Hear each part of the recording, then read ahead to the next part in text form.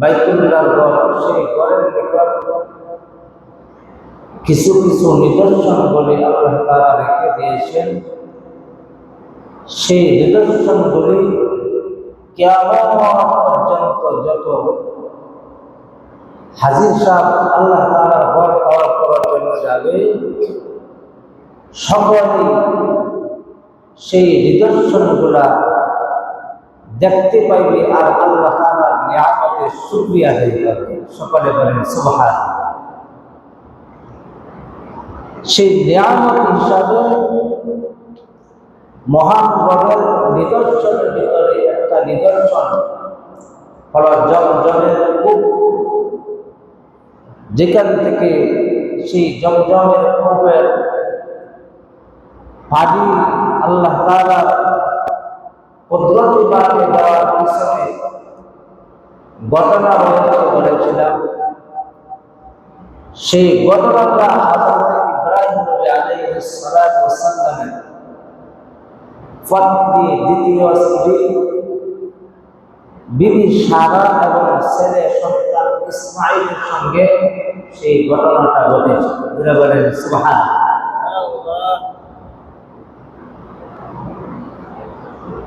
আল্লাহ তাআলা যখন বিবি সারার সঙ্গে মা হাজেরা আলাইহিস সালাতু ওয়াস সালামের বিদ্বেষ বাধাপন্ন সৃষ্টি হয়ে গেল। সারা দেখতেছেন যে যদি আমার নিকটে থাকে তাহলে আমার স্বামী হযরত ইব্রাহিম নবী আলাইহিস সালাতু ওয়াস সালামের সমস্ত ভালোবাসা সেই সন্তানের প্রতি চলে যায়। যেহেতু দীর্ঘদিন পরে একজন সন্তান হয়েছে, স্বাভাবিকভাবে দীর্ঘদিনের আকাঙ্ক্ষার ফল সেই সন্তান ভালোবাসা আর মহব্বতটা যাওয়ার এই কথা, এটা অস্বাভাবিক কিছু না, কি বলেন? সেই থেকে মহিলাদের হিংসা বরদাস্ত করতে পারে না, সহ্য করতে পারে না, যার কারণে সিদ্ধান্ত নিয়ে নিলেন যে আমার চৌধুরীর সামনে কমপক্ষে হাজেরা এবং তার সন্তান যেন থাকতে পারে না, সেজন্য তিনি তার স্বামীকে আল্লাহর নবী ইব্রাহিম খলিলুল্লাহ, যাহাকে ইব্রাহিম নবী আলাইহিস সালাতু ওয়াস সালামের কাছে বললেন, ওগো আল্লাহর পয়গম্বর, সে আপনার দ্বিতীয় স্ত্রী এবং সন্তানকে এমন জায়গায় রেখে আসেন যেখানে কোনো মানুষের বসতি নাই, মরুপ্রান্তর বালুকাময় জমি, যেখানে বৃক্ষ লতাপাতা নাই, গাছ গাছালি নাই, পানির ব্যবস্থা নাই, এত দূরে আপনার সেই সন্তান এবং স্ত্রীকে রেখে আসেন।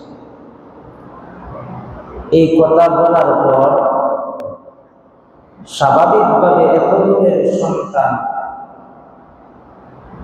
এইটাকে কোনো মানুষ মাইনা নেওয়ার মতো মানতে পারে না। তিনি চিন্তায় মগ্ন হয়ে পড়লেন। এমন সময় আল্লাহ তাআলা ডাক দিলেন,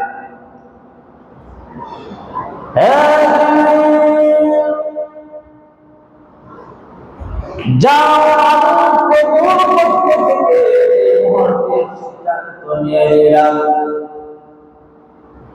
আমার বান্দি সারা সেই সিদ্ধান্ত আমি আল্লাহ তাআলা গ্রহণ করলাম, কবুল করলাম। জুড়ে বলেন আল্লাহু আকবার। জিবরাইল আলাইহিস সালাম সঙ্গে আল্লাহর যাইতে বললেন, ওগো আল্লাহর খলিল,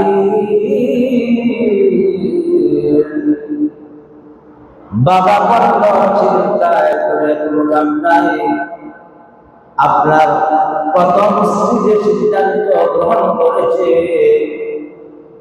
আপনার বিবি এবং সন্তানকে দূর থেকে দূর করে রাখতে হবে, সেই সিদ্ধান্ত আমার মহান আল্লাহ গ্রহণ করেছে।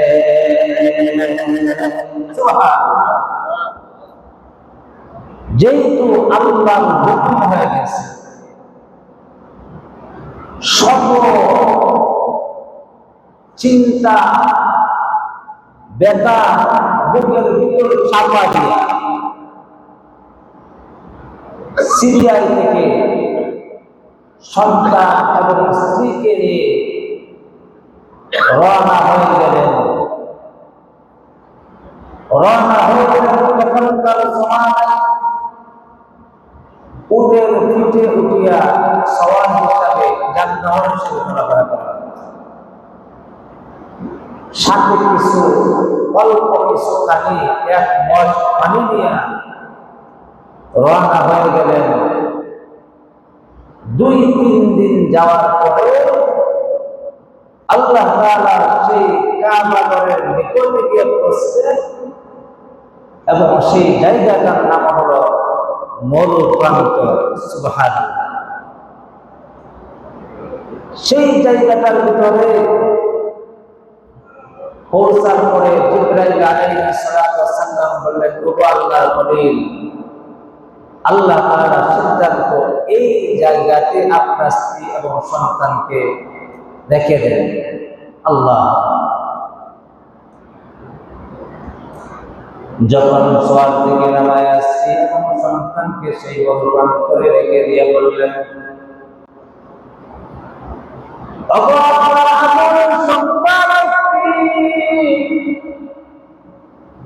আজ থেকে তোমরা সেখানে বসবাস করো। স্ত্রী তখন আশ্চর্য হয়ে গেলেন, বললেন, ওগো আল্লাহর খলিল, আমার সেই ছোট্ট নাবালক শিশুকে নিয়ে সেই মরুপ্রাণ করে, যেখানে বসবাসের উপযোগী না, কোনো মানুষের কোনো বস্তি নেই, আশপাশে কোনো বাড়িঘর নাই, মানুষ নাই, বৃক্ষ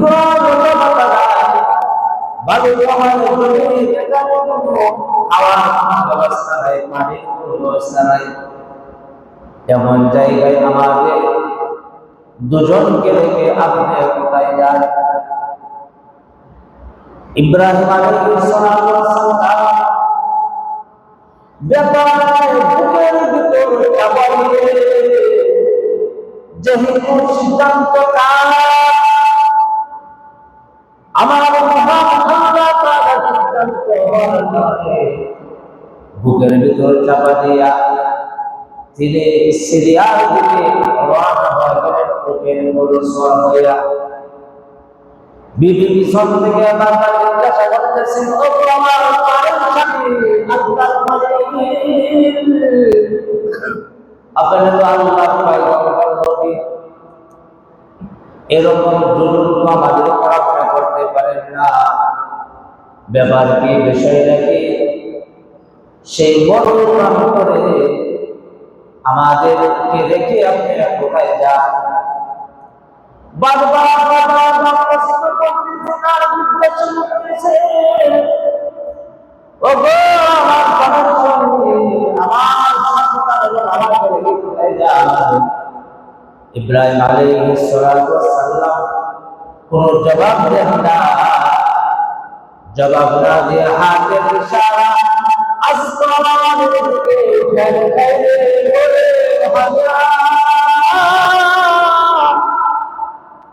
এই সিদ্ধান্ত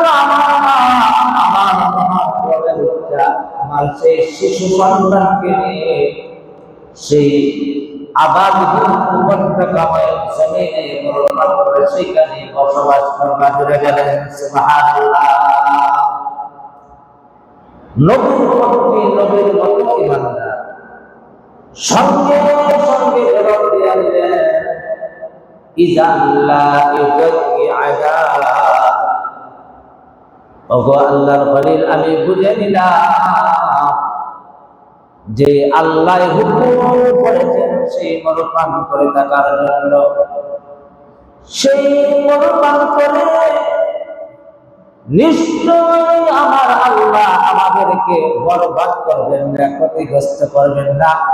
সেই ঈমান আমার আছে, জুড়ে বলেন সুবহানাল্লাহ।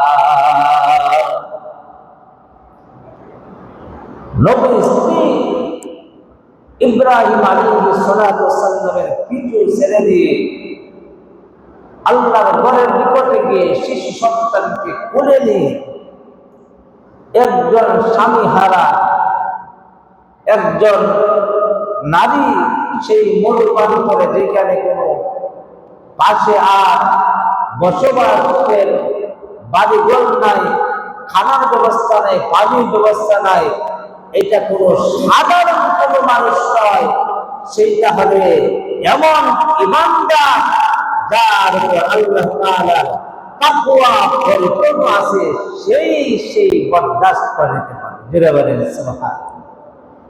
নবীর স্ত্রী আস্তে আস্তে বাচ্চাকে কোলে নিয়ে হৃদয়ে ভরা ব্যথা বুকে চাপা দিয়ে, যেহেতু আল্লাহর হুকুম হয়ে গেছে, তাহলে নিশ্চয়ই আল্লাহ আমাদেরকে বরবাদ করবেন না।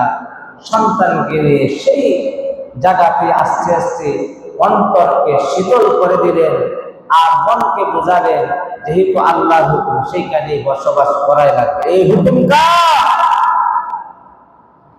আল্লাহর হুকুম।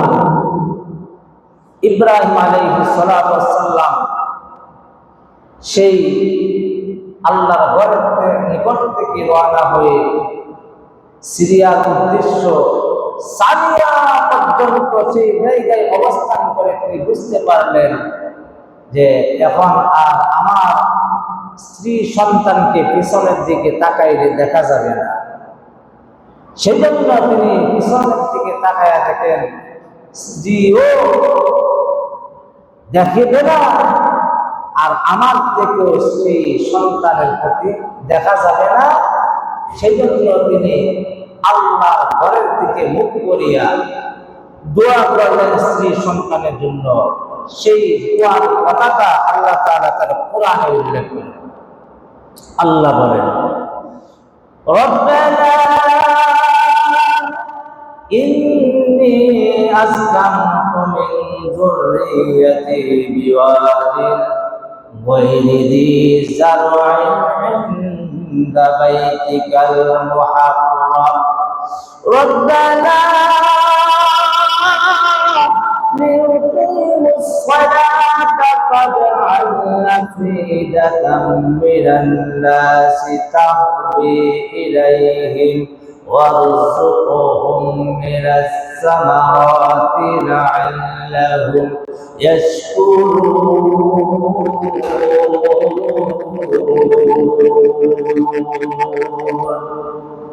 الله أكبر মহান আল্লাহ রবের কাছে দোয়া করলে, হে আমার প্রতিপালক রব। ইব্রাহিম নবী আলাইহিস সালাতু ওয়াস সালাম বলতেছে, আল্লাহ আমার পরিবারের প্রত্যেক মানুষকে সেই আবাদহীন উপত্যকাময় জমিনে আপনার ঘরের নিকটে আমার সেই পরিবারে রেখে দিলাম, এই জন্য যে তারা যেন নামাজি হয়ে যায়। জোরে বলেন সুবহানাল্লাহ। নামাজের নির্দেশ আল্লাহ তাআলা ইব্রাহিম নবী আলাইহিস সালাতু ওয়াস সালামের জমানায় আসেন না? সেই কোরআনের কথা বোঝা যায়। তখন ইব্রাহিম নবী পরিবারের সন্তানের জন্য দোয়া করলেন, আল্লাহ এরা যেন নামাজি হয়ে যায়। সুবহানাল্লাহ বলেন। আর দোয়া করলেন, আল্লাহ যেহেতু সেই পরমাণ করে আমার পত্নী একা শিশু সন্তান, যেহেতু আশেপাশে কোনো বাড়িঘর নাই, মানুষের কোনো বস্তি নাই, আল্লাহ আল্লাহ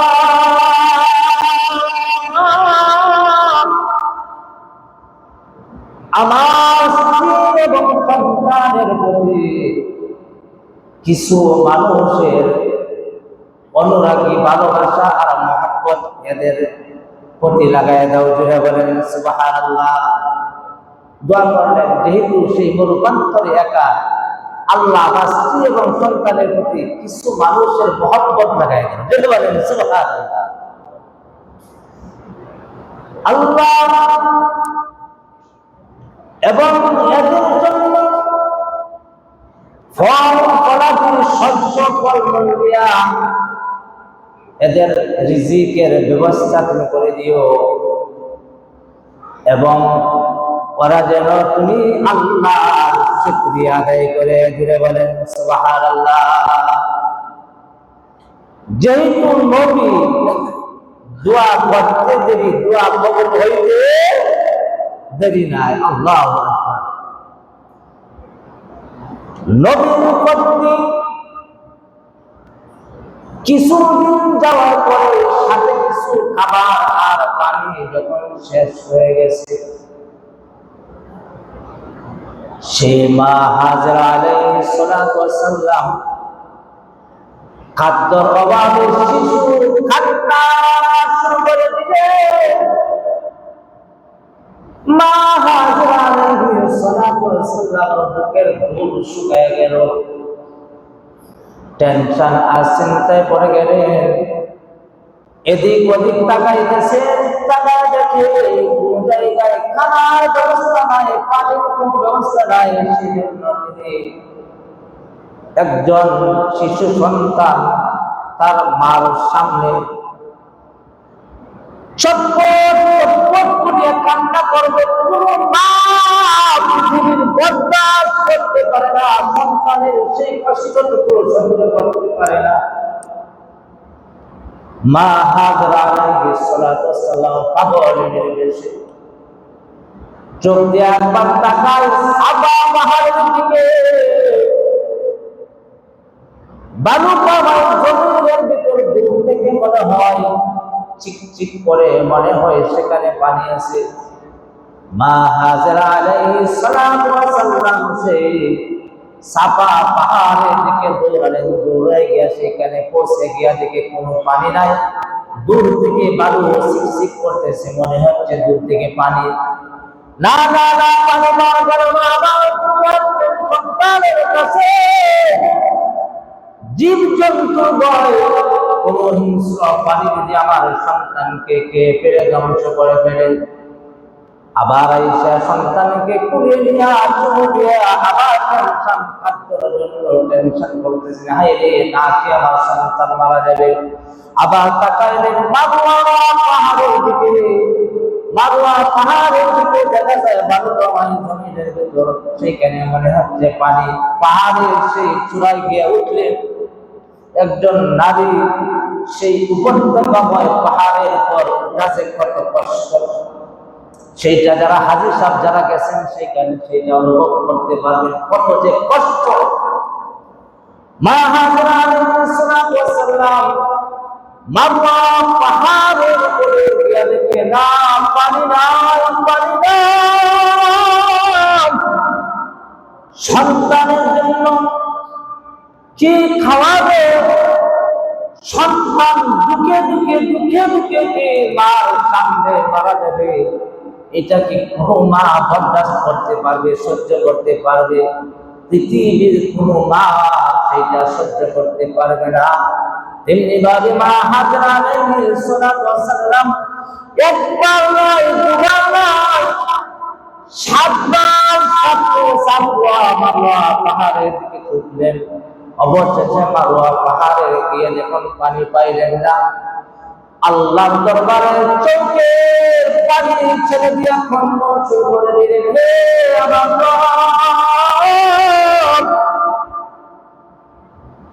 আমি আমার সাধ্যমতো সন্তানের জন্য খাদ্য পানির জন্য চেষ্টা করেছি, পাই নাই রে মাবুদ। তুমি ছাড়া আর কোনো সাহায্যকারী নাই সে মরুপ্রান্তরে। আশেপাশে কোনো বাড়িঘর নাই, বৃক্ষলতা পাতা নাই, খালি পানির কোনো ব্যবস্থা নাই। আল্লাহ তোমার দয়া ছাড়া কোনো দয়া নাই, তোমার সাহায্য ছাড়া কোনো সাহায্যকারী নাই। এমনিভাবে আল্লাহ তাআলাকে চোখের পানি ছাড়া সম্মানকে আল্লাহ তাআলা এমনভাবে কবুল করলেন। জিবরাইল আলাইহিস সালাতু ওয়াস সালামকে পাঠায় দিল, জিবরিল যা আমার নবী আলাইহিস সালাতু ওয়াস সালামের পায়ের গোড়ালির নিকটে গিয়া আমি আল্লাহ তাআলার কুদরতিভাবে সেই কুদরতি জমজমের পানি উঠাইয়া দাও। জুড়ে বলেন সুবহানাল্লাহ। মা হাজরা আলাইহিস সালাতু ওয়াস সালাম এসে দেখেন সন্তানের পায়ের নিকট গোড়ালি থেকে কুদরতিভাবে পানি উঠা শুরু হয়ে গেল। জুড়ে বলেন সুবহানাল্লাহ। মা হাজরা আলাইহিস সালাতু ওয়াস সালাম পানি বাদ দিলেন, সেই পানি সন্তান এবং তিনি নিজে পান করলেন। আল্লাহ তাআলা সেই পানির ভিতর এমন গুনাহগুণ দিয়েছেন, সেই পানি পান করলে পারে আল্লাহ তাআলা তৃষ্ণাও মিটাইয়া দেয়, ক্ষুধাও মিটিয়া যায়। জোরে বলেন সুবহানাল্লাহ। সেই পানি পান করলে ক্ষুধাও লাগে না, তৃষ্ণাও লাগে না। শুধু তাই নয়, কিয়ামত পর্যন্ত মানুষের সমস্ত শরীরের যত রোগ ভ্রান্তি হয়ে যায়, কোন মানুষ যদি পানি ইয়াকিন করে সেই পানি পান করে, আল্লাহ তাআলা সেই জমজমের কূপের পানির পরিবর্তে তার রোগ বেমারি আল্লাহ তাআলা শিফা দান করে। জোরে বলেন সুবহানাল্লাহ।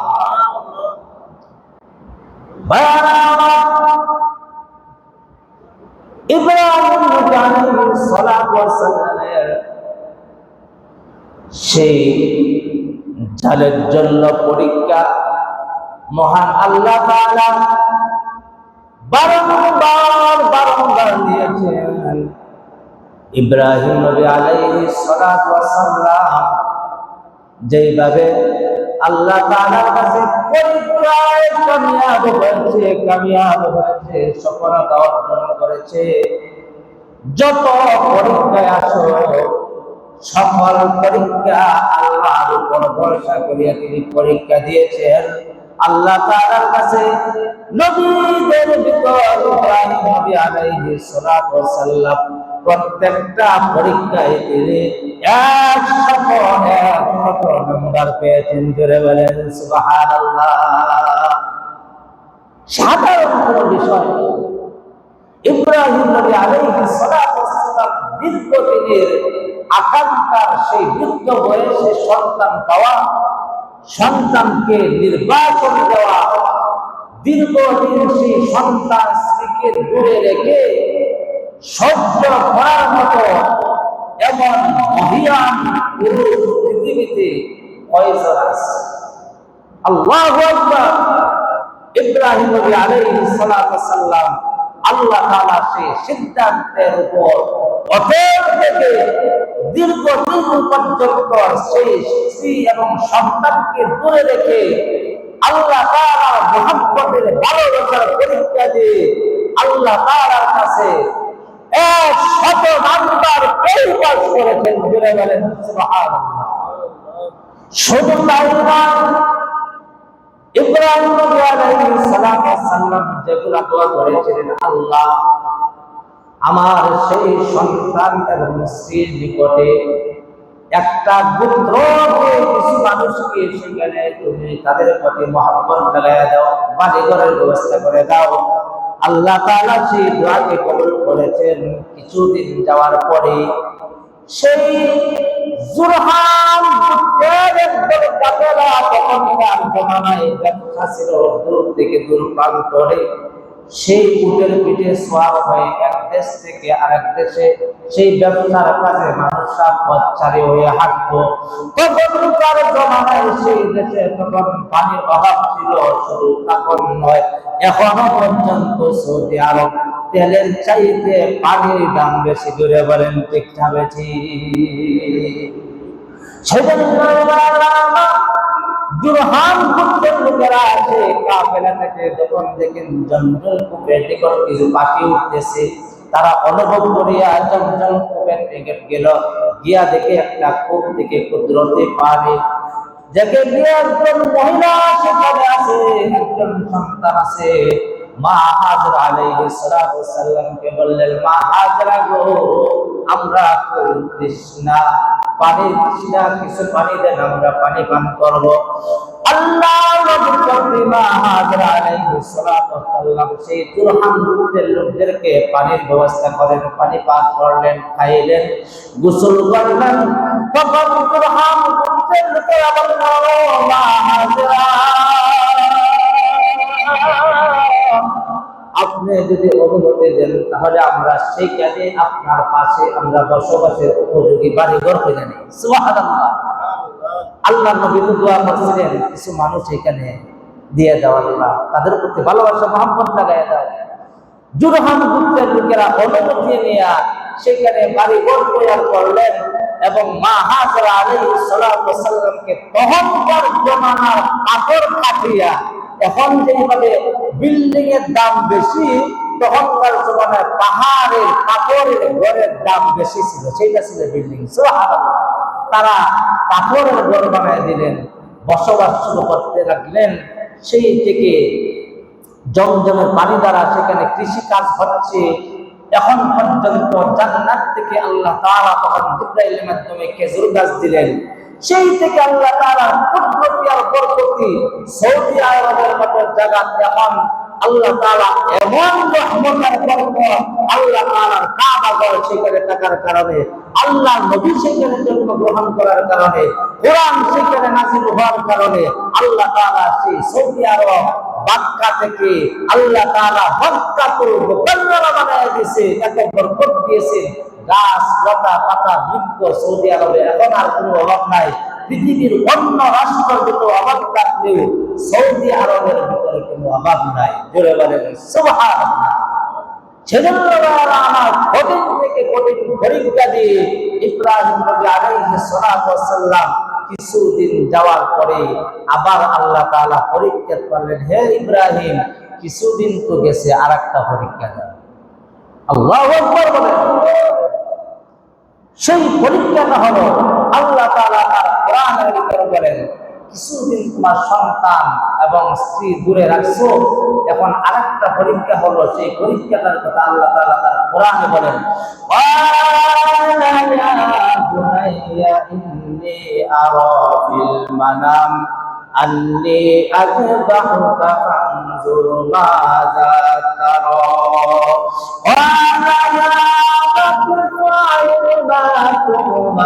ستجدني إن شاء الله من الصابرين।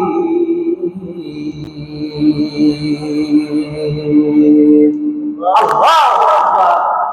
সেই ইব্রাহিম নবী আলাইহিস সালাতু ওয়াস সালামকে আবার পরীক্ষা করলেন, ইব্রাহিম, তুমি আমার প্রতি ভালোবাসা বেশি না তোমার সন্তানের প্রতি ভালোবাসা বেশি? সেই পরীক্ষায় তুমি দাঁড়ায় জুড়ে বলেন আল্লাহ।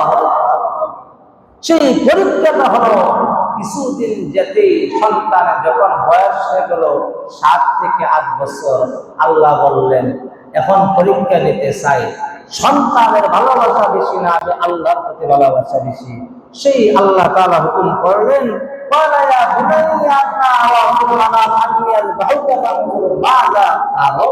হে ইব্রাহিম, তুমি আমার আল্লাহর রাস্তায় তুমি কুরবানি করো। জোরে বলেন সুবহানাল্লাহ।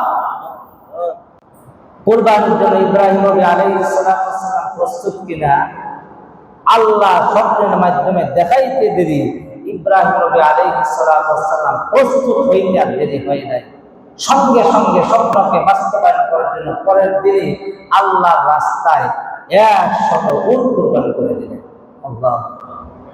কিন্তু কাজ করে না। পরের দিন আবার দেখলেন কুরবানি করে, আবার করলেন, কাজ হলো না। তৃতীয় দিন আবার করলেন, কাজ হলো না। আল্লাহ বললেন, ইসমে ইশারার মাধ্যমে নবীদের শব্দ বাস্তবায়ন করার জন্য, নবীদের শব্দ বাস্তব, সেই জন্য আল্লাহ বলেন, এখনো আমার রাস্তায় হয় নাই, আমার রাস্তায় হবে সেই কুরবানি যেটা পৃথিবীতে সবচেয়ে তোমার ভালোবাসার এবং মহব্বতের জায়গা, সেই জায়গাটা আমার জন্য কোরবানি করো। আল্লাহ সময়ের শেষ, ধারাবাহিকভাবে ইনশাআল্লাহ আল্লাহ তাআলা যে আলোচনা করা, ইনশাআল্লাহ সেই আলোচনাটা আগামী সপ্তাহে করব। যতটুকু হয়েছে পৃথিবীর সকল ইমানদারের ভালোবাসা হবে, যে সময় যে অবস্থায় পরীক্ষা আসুক না কেন, সেই পরীক্ষায় আমি আল্লাহর জন্য দিতে প্রস্তুত। আল্লাহর জন্য পরীক্ষা দিতে আমরা প্রস্তুত না? আল্লাহ তাআলা যেন আমাদের সকল কঠিন মোকাবেলা পরীক্ষা যেন আমি প্রস্তুত করে সকলে বলেন আমিন। ওয়া আখিরু দাওয়ানা